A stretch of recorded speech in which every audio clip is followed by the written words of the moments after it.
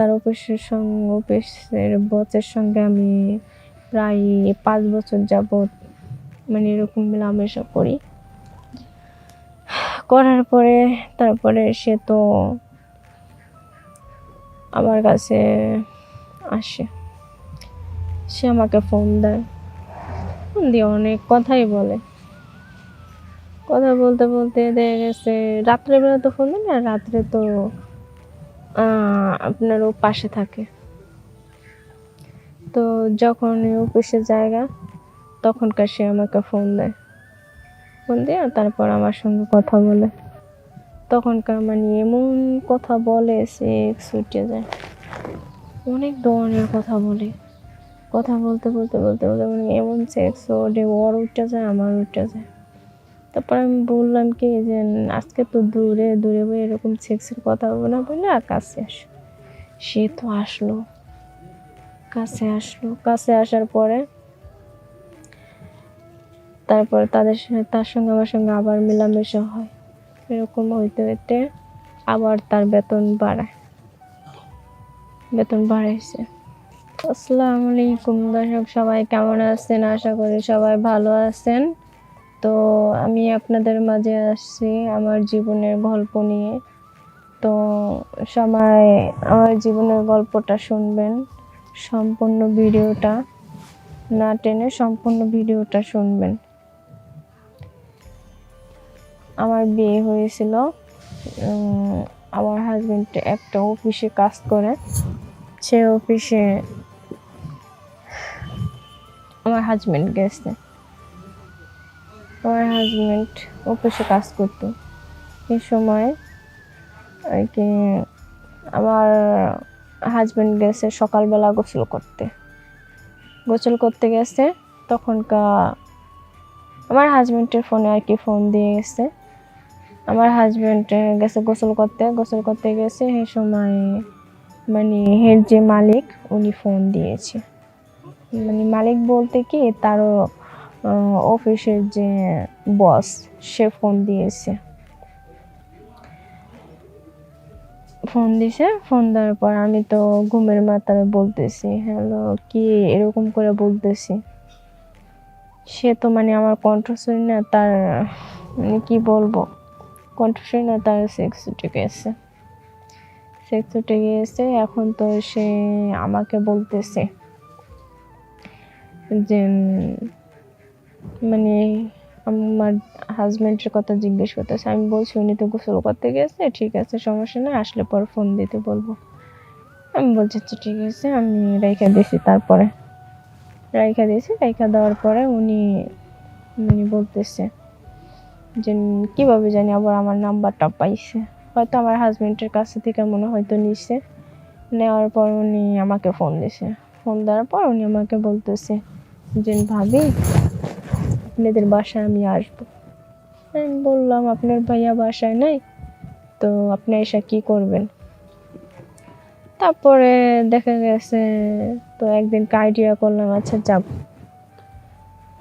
আসলে পর তার সঙ্গে সামনাসামনি কটা কথা বলবো, যে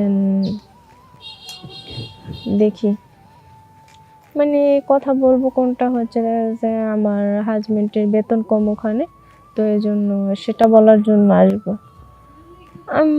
তারপরে তাকে বললাম যে আচ্ছা ঠিক আছে আপনি আমাদের বাসায় আসেন। তারপর আসার পরে এখন তো আমাকে দেখে সে তো ক্রাশ খেয়ে গেছে, যে আমার প্রতি তার নজর পড়ে গেছে। সে আমাকে মানে বলতেছে একটু সময় দেওয়ার জন্য তাকে। আমি বলছি ঠিক আছে, হ্যাঁ আপনাকে আমি সময় দেব, একটা কথা বলবো। সে বলল হ্যাঁ বলো কি।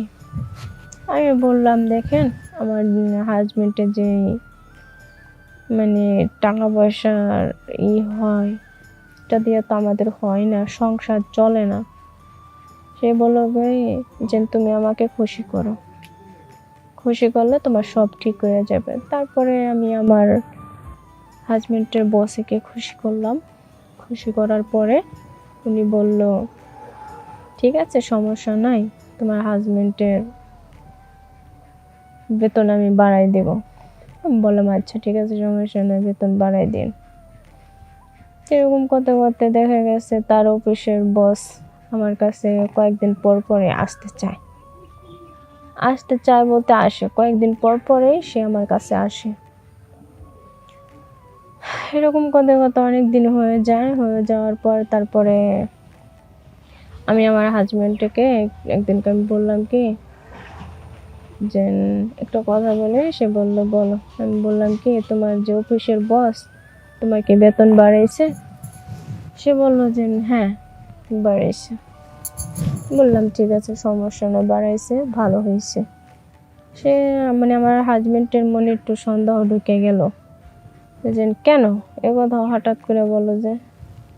আমি বললাম কি দেখো, তুমি যে বেতন পাও এই বেতন দিয়ে তো আমাদের হয় না, এই বেতন দিয়ে হয় না।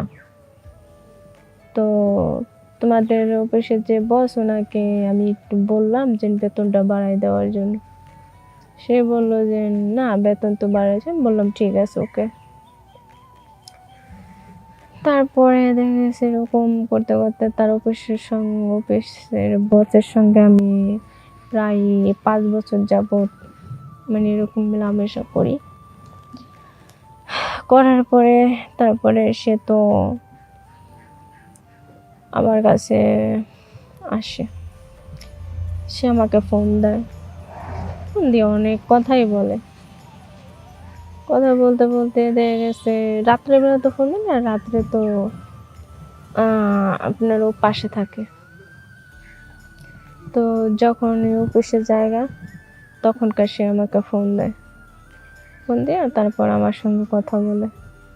তখনকার মানে এমন কথা বলে সে ছুটে যায়, অনেক ধরনের কথা বলে।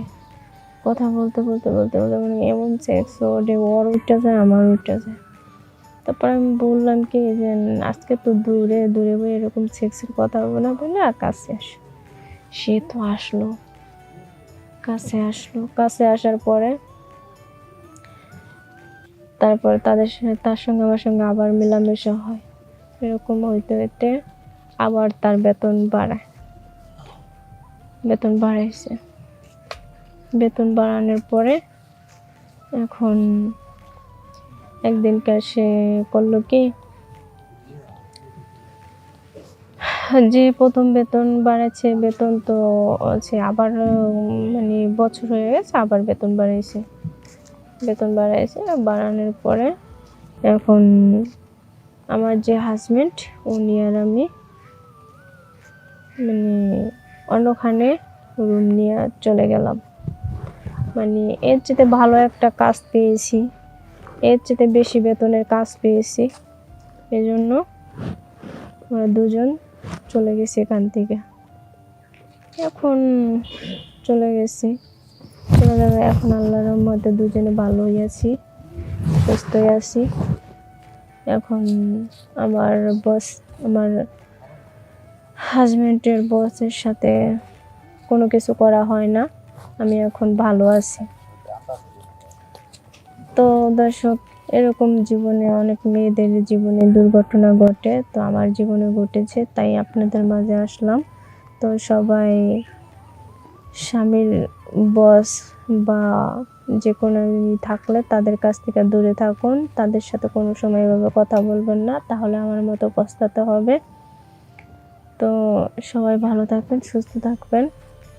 আল্লাহ হাফেজ।